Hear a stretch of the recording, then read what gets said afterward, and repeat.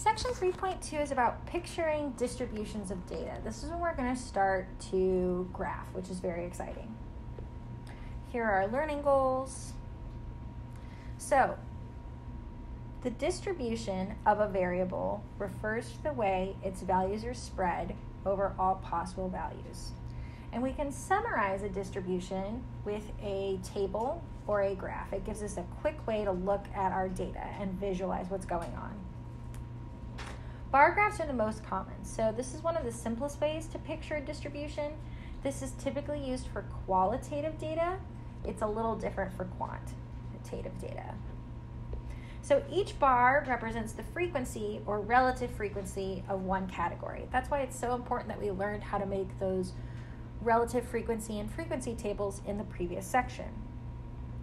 So here I have given an exam, and I want to create a vertical bar graph from the essay grade table below. So I got 4 A's, 7 B's, 9 C's, 3 D's, and 2 F's. So let's make a bar graph. So for our bar graph, we need an x-axis, that's the horizontal one, and a y-axis, that's the vertical one. I'm going to make a column for each possible grade, A, B, C, D. Why did I almost write E?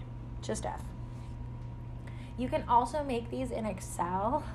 That's what I did to put the answers in the PowerPoint, but sketching them out is okay. If you have a ruler, maybe that would help. Again, I'm not an artist. So I've got my grades down here. It's always important to label what's going on. On the left-hand side, we have the frequency, right? The frequency with which the grades occurred. So I've got 1, 2, 3, 4, 5, 6, 7, 8, 9. And I try and spread those as evenly as I could. So we're going to create a bar graph. And in a bar graph, it's important to note the bars don't touch. Don't touch. Okay, if they do touch, that's a different type of graph called a histogram, which we're going to talk about in like 5 minutes. So let's go ahead and graph this. I've got a frequency of 4. So my bar for A is going to be this tall. For B, we had 7. So my bar for B is going to be this tall. And all the bars should be the same width or as best as you can if you're sketching this out by hand. For C, we've got a height of 9. Whoop. That works. For D, we've got a height of 3. And then for F, we've got a height of 2. Now let's take a look comparing the bar graph and the table. So if you're looking at the table and you want to know, okay, what grade occurred the most, you've got to go all the way down, look at the frequencies, and see what that grade occurred to. If I look at the graph, I can just be like, wow, look, C's. The most frequently occurring grade was a C. So that's why visual displays of our data can be so helpful. It shows our reader or target audience exactly what they want to know as soon as possible.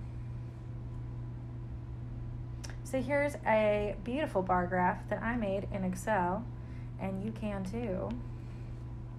If you have any questions about that, let me know.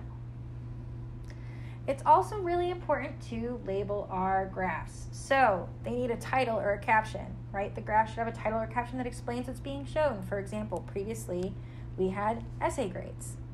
They also need axes. Let's talk about that. Oops. Okay, so we need our vertical axis, scale, and label, right? We've labeled that frequency, and our tick mark should clearly indicate the scale. We also need an axis title that describes the variable and numbers present. That's like for our horizontal axis. So we also, like I said, need a horizontal scale and label, and we need to clearly indicate what our categories are. For example, grades, eye color, favorite food, depends what you're studying. And the axis title needs to describe the variable for the numbers present. Also, if you're displaying multiple data sets in on a single graph, you might need to include a key to identify the different data sets. So sometimes those are broken up by color. It'll have a little legend, will say key, and then it'll be like, okay, the green dot was grades on the first exam, and then your blue dot could be grades on the second exam. And if you created a bar graph with those two bars side by side, then you could compare grades on the first exam to the second exam. A dot plot is a variation on a bar graph. I do not believe you can create this in Excel. And what you do in this case is you use dots rather than bars to represent frequencies, so each dot just represents one value. Here's those essay grades from our previous example expressed as a dot plot. I'm not the biggest fan. Definitely not my favorite type of graph, but we should know how to make them, so let's work through an example. 10 students were asked what their favorite color is, and the results are as follows. Look at all these favorite colors. Let's create a dot plot below. So I have to have my horizontal axis, which is going to be color. Our title is favorite colors. Favorite color. Our y-axis is going to be frequency. Okay, I'm going to go ahead and make a little table. So what are some popular colors? And then what is the frequency? So we've got green, red,